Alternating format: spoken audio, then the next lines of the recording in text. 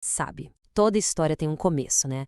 Mas e se o luto for pelo nosso próprio passado? É sobre isso que a gente vai conversar hoje. Vamos abrir as páginas de uma história bem silenciosa. O luto não por quem a gente perdeu, mas pelas versões de nós que ficaram para trás. É uma jornada interna, sabe, bem profunda e que muitas vezes nem nome tem. Olha só, a nossa história começa aqui, com uma ideia que pode parecer um pouco diferente. Nem todo o luto, sabe, está ligado à perda de alguém. Às vezes o luto é por aquela pessoa que a gente só vê no espelho. Uma versão de nós que simplesmente não existe mais. E é aí que a gente entende. Alguns lutos são mais silenciosos. Acontecem por dentro, sabe? Bem naquele momento em que a gente se dá conta, puxa, eu não sou mais quem eu era. Então, vamos mergulhar nesse primeiro capítulo, o luto silencioso. Ele não vem com um aviso, né? Chega de fininho, é tipo uma memória que surge do nada e parece que foi com outra pessoa, ou um costume antigo que já não faz mais sentido. De repente, a gente percebe que o nosso mapa interno, ele foi todo redesenhado. E com essa percepção toda, vem um sentimento que a gente até consegue dar um nome. É uma espécie de saudade. Mas não é saudade de um lugar, nem de uma época específica. É saudade da pessoa que a gente era naquele tempo, daquela versão nossa que ficou lá atrás. E que versões seriam essas, né? Puxa, talvez uma versão mais leve, ou mais confiante, quem sabe mais espontânea, ou simplesmente diferente. Cada uma delas é sem dúvida um capítulo super importante da nossa história. Mas fica a pergunta, por que esse sentimento é tão difícil de nomear? Se ele é tão real, por que é tão complicado de botar em palavras? A resposta, olha, está na própria natureza dessa perda.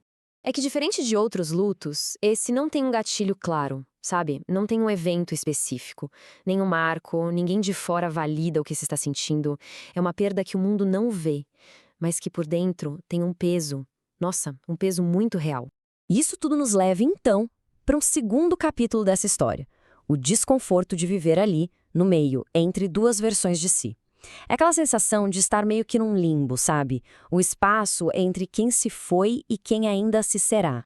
E olha, a nossa memória tem um papel fundamental nisso. Ela funciona quase como um editor, sabe? Tende a destacar os momentos bons e a dar uma suavizada nas dificuldades. Aquela versão do passado que hoje parece tão incrível, tão leve, com certeza ela enfrentou as próprias batalhas. Só que a memória, espertinha, deu um jeitinho de amenizar isso. O resultado é esse conflito interno que a gente vê. De um lado, tem o passado, uma identidade que a gente conhece e memórias que trazem conforto. Do outro, o futuro, um caminho cheio de incertezas, um presente que ainda está sendo escrito. E a gente fica ali, no meio do caminho, com aquela sensação de não pertencer a lugar nenhum, nem ao passado, nem ao presente. Mas por que é tão desconfortável ficar nesse meio? É simples. A nossa identidade busca estabilidade. A gente quer ter a certeza de quem somos. E quando essa resposta fica meio nebulosa, a incerteza pode ser, nossa, pode ser bem pesada. Agora, a parte mais fascinante disso tudo é que a psicologia pode nos dar uma luz, sabe? A gente começa a entender esse processo não como um fracasso, mas como algo natural e mais necessário para o nosso crescimento.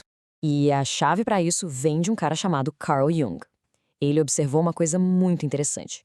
Toda mudança implica, de alguma forma, em uma perda. Crescer não é só ganhar. Para algo novo poder nascer, algo antigo precisa abrir espaço. Jung deu um nome para esse processo, individuação. Pense nisso como uma jornada que nunca acaba.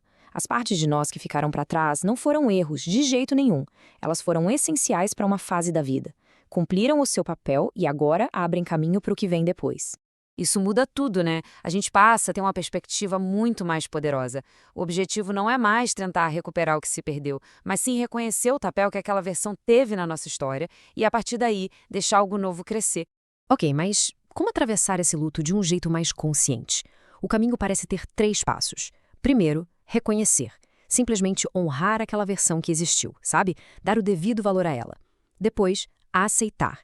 Entender que ela pertence a outro tempo, que o papel dela já foi cumprido. E por último, observar. Olhar com curiosidade mesmo para ver o que está surgindo nesse espaço que se abriu. E aqui está o ponto-chave.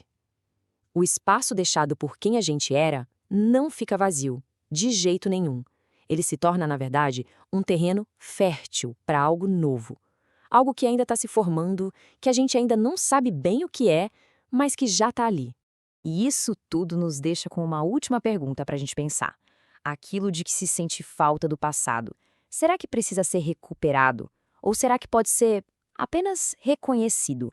Reconhecido como a base, o alicerce que permitiu que se construísse quem se é hoje.